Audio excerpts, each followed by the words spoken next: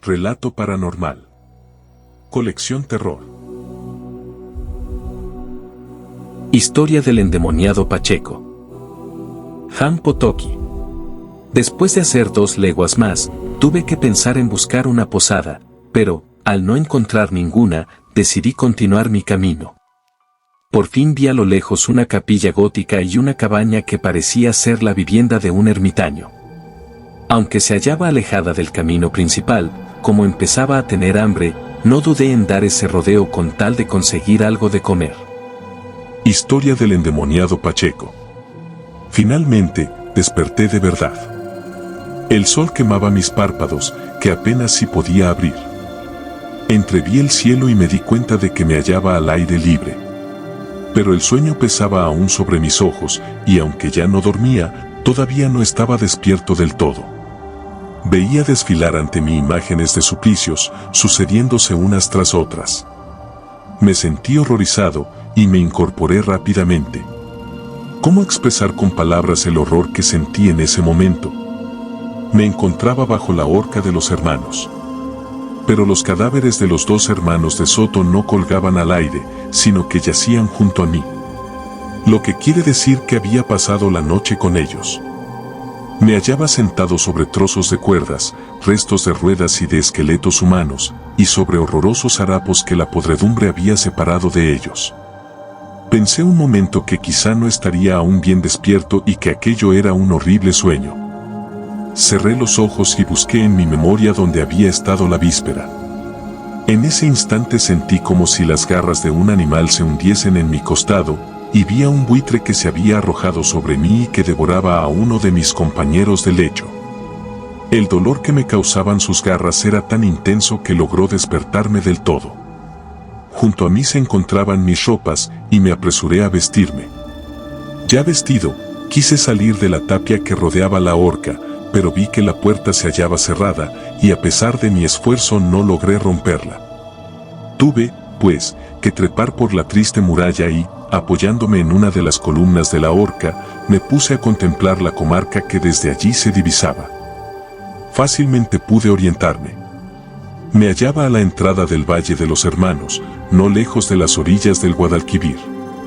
Mientras observaba el paisaje, vi cerca del río a 2 viajeros, uno de los cuales preparaba un almuerzo, mientras el otro sujetaba con la brida los caballos. Me alegró tanto ver a aquellos hombres que mi primer movimiento fue gritarles, agur, agur. Lo que en español quiere decir, hola, o, buenos días. Al ver que alguien los saludaba desde lo alto de la horca, los viajeros parecieron indecisos un instante, pero enseguida montaron en sus caballos, los pusieron a galope tendido y tomaron el camino de los alcornoques. Fue inútil que les gritara para que se detuviesen. Cuanto más les gritaba, más golpes de espuela daban a sus caballos. Cuando los perdí de vista decidí abandonar aquel sitio. Salté a tierra, pero con tan mala fortuna que me hice daño en una pierna. Cojeando un poco, logré llegar a la orilla del Guadalquivir y me acerqué al sitio donde los viajeros habían abandonado su almuerzo. Era lo que yo necesitaba, pues me encontraba agotadísimo. El almuerzo se componía de chocolate, que cocía aún, esponao mojado en vino de Alicante, pan y huevos. Después de reparar mis fuerzas, me puse a pensar en lo que me había ocurrido durante la noche. Guardaba todavía un recuerdo algo confuso de ello, pero lo que sí recordaba perfectamente era haber dado mi palabra de honor de guardar el secreto, y estaba firmemente decidido a cumplirla. Esto resuelto, lo único que tenía que hacer, por el momento, era decidir qué camino había de tomar, y me pareció que las leyes del honor me obligaban más que nunca a atravesar Sierra Morena. Quizá el lector se sorprenda de verme tan preocupado por mi honor y tan poco por los sucesos de la víspera. Pero esta manera de pensar era consecuencia de la educación que había recibido, como podrá verse por la continuación de mi relato. Por el momento, sigo con el de mi viaje. Tenía gran curiosidad por saber lo que los demonios habrían hecho de mi caballo, que había dejado en venta quemada. Y como además estaba en mi camino, decidí pasar nuevamente por la venta. Tuve que recorrer a pie todo el Valle de los Hermanos y el de la venta, lo que no dejó de fatigarme. Estaba deseando encontrar mi caballo, Y, en efecto, lo hallé en la misma cuadra donde lo dejé. Parecía animado, bien cuidado y limpio. No podía imaginarme quién se había ocupado de él, pero como ya había presenciado tantas cosas extraordinarias, no me llamó mucho la atención. Me habría puesto inmediatamente en camino si la curiosidad no me hubiese empujado a recorrer de nuevo el interior de la venta. Encontré el cuarto donde había dormido la noche que llegué por vez primera, pero no pude hallar el salón donde vi a las bellas africanas. Cansado de buscarlo, renuncié a ello, y montando en mi caballo continué mi camino. Cuando desperté bajo la horca de los hermanos, el sol se encontraba en su punto más alto. Como había tardado más de 2 horas en llegar a la venta, después de hacer 2 leguas más, tuve que pensar en buscar una posada, pero, al no encontrar ninguna, decidí continuar mi camino. Por fin vi a lo lejos una capilla gótica y una cabaña que parecía ser la vivienda de un ermitaño. Aunque se hallaba alejada del camino principal, como empezaba a tener hambre, no dudé en dar ese rodeo con tal de conseguir algo de comer. Cuando llegué a la cabaña, até el caballo a un árbol y llamé a la puerta de la ermita. La abrió un religioso de rostro venerable, que me abrazó con paternal ternura, y me dijo: «Entra, hijo mío, date prisa. No te conviene pasar la noche fuera, teme al demonio. El Señor nos ha retirado su mano». Di las gracias al ermitaño por su bondad y le confesé que estaba muerto de hambre. «Piensa primero en tu alma, hijo mío», me contestó. «Pasa a la capilla y arrodíllate ante la cruz. Me cuidaré de tu hambre, pero solo podrás hacer una comida frugal, la que corresponde a un ermitaño». Entré en la capilla y me puse a rezar de verdad, pues era creyente y hasta ignoraba que hubiese incrédulos. El ermitaño vino a buscarme al cabo de un cuarto de hora y me condujo a la cabaña, donde me había preparado una modesta comida. Se componía de aceitunas excelentes, cardos conservados en vinagre, cebollas dulces en salsa y galletas en vez de pan. También disponía de una media botella de vino. El ermitaño me dijo que él no bebía nunca, pero que la guardaba para el sacrificio de la misa. Así, pues, tampoco me atreví a beber yo, pero gocé, en cambio, de la cena. Mientras comía, vi entrar en la cabaña a una figura más horrible que todo lo que había visto hasta entonces. Era un hombre que parecía joven, pero de una delgadez espantosa. Sus cabellos se hallaban erizados, y de uno de sus ojos, que había perdido, manaba sangre. Su lengua pendía fuera de su boca, y de ella resbalaba una babosa espuma. Llevaba puesto un traje negro bastante bueno, pero esa era su única ropa, no tenía ni medias ni camisa.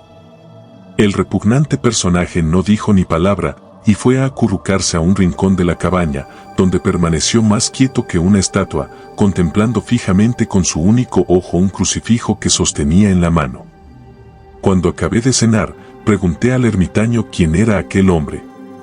«Hijo mío», me respondió, «ese hombre es un poseso al que yo intento librar de los demonios». Su terrible historia prueba el poder fatal que el ángel de las tinieblas ha usurpado en esta desgraciada comarca. Como puede ser útil para tu salvación que la conozcas, voy a ordenarle que te la cuente, y, volviéndose hacia donde estaba el endemoniado, le dijo: «Pacheco, Pacheco, en nombre de tu Redentor, te ordeno que relates tu historia». Pacheco lanzó un terrible alarido, y comenzó en estos términos: «Nací en Córdoba, donde mi padre vivía disfrutando de una excelente posición. Mi madre murió allí hace 3 años. Al principio, mi padre pareció sentir mucho su pérdida, pero al cabo de algunos meses, con ocasión de un viaje que tuvo que hacer a Sevilla, se enamoró de una joven viuda llamada Camila de Tormes.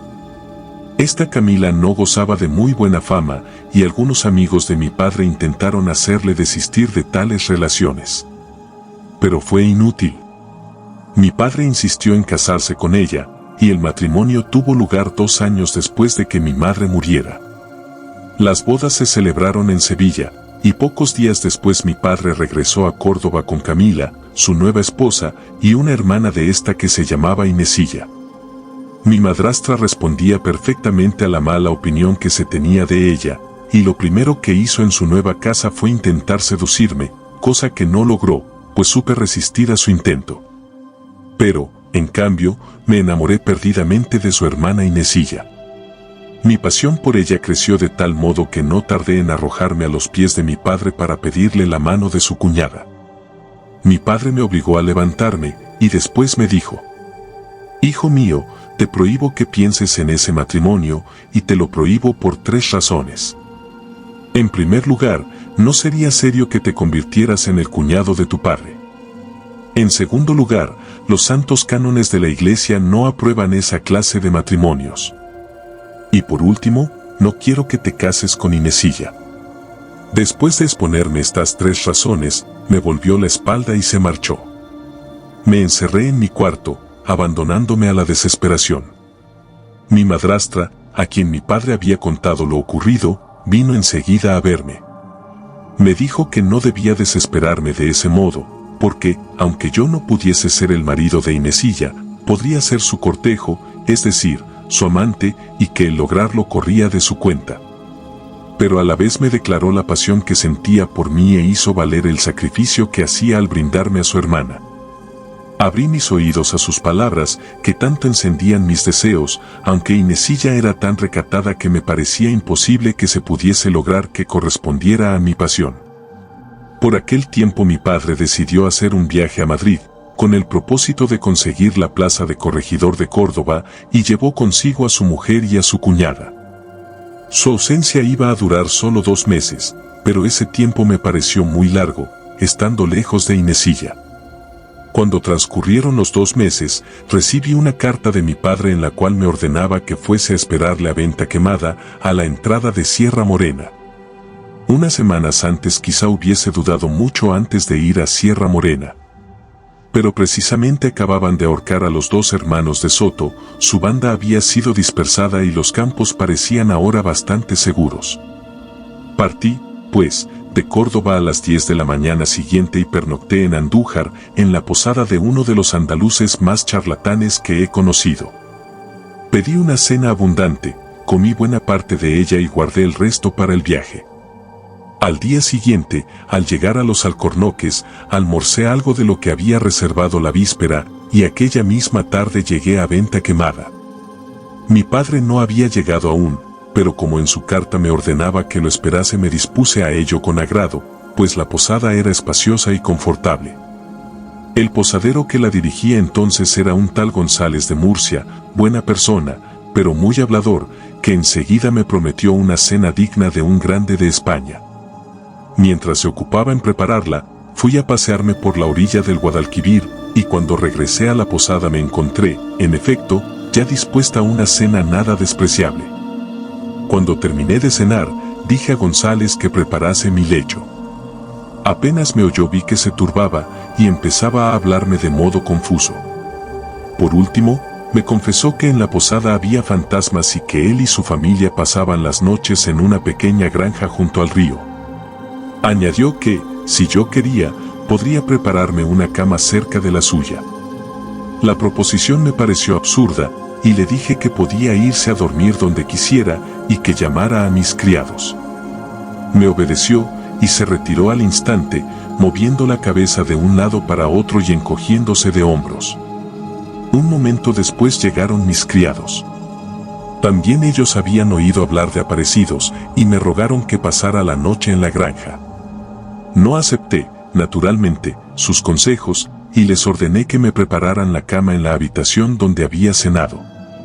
Me obedecieron muy a regañadientes, y cuando el lecho estuvo preparado me rogaron aún, con lágrimas en los ojos, que fuese a dormir con ellos a la granja. Sus ruegos me impacientaron de tal modo que les amenacé con arrojarlos violentamente, y se apresuraron a salir. Como no era mi costumbre que mis criados me ayudaran a desnudarme, pude pasarme fácilmente sin ellos. Pero debo reconocer que fueron muy gentiles conmigo, más de lo que yo merecía por mi crudeza al tratarlos. Antes de marcharse dejaron junto a mi lecho una vela encendida, otra de repuesto, un par de pistolas y algunos libros con cuya lectura pudiese permanecer despierto, aunque la verdad es que había perdido completamente el sueño. Durante un par de horas estuve leyendo y dando vueltas en la cama. Por último, Oí el sonido de una campana o de un reloj que daba las 12. El hecho me sorprendió, pues no había oído dar las otras horas. Pero enseguida se abrió la puerta y vi entrar a mi madrastra, en camisón de noche y llevando una palmatoria en la mano. Andando de puntillas se acercó hasta mí, con un dedo en la boca como para imponerme silencio. Y dejando la palmatoria en mi mesilla de noche se sentó en mi cama, tomó una de mis manos entre las suyas y me habló así. Mi querido Pacheco, ha llegado el momento de ofreceros los placeres que os prometí. Hace una hora que hemos llegado a esta posada. Vuestro padre ha ido a dormir a la granja, pero como he sabido que os hallabais aquí, logré que me autorizara a pasar la noche en la posada con Inesilla. Ella os aguarda y está dispuesta a no negaros sus favores. Pero debo informaros de las condiciones que impongo para que logréis vuestra dicha.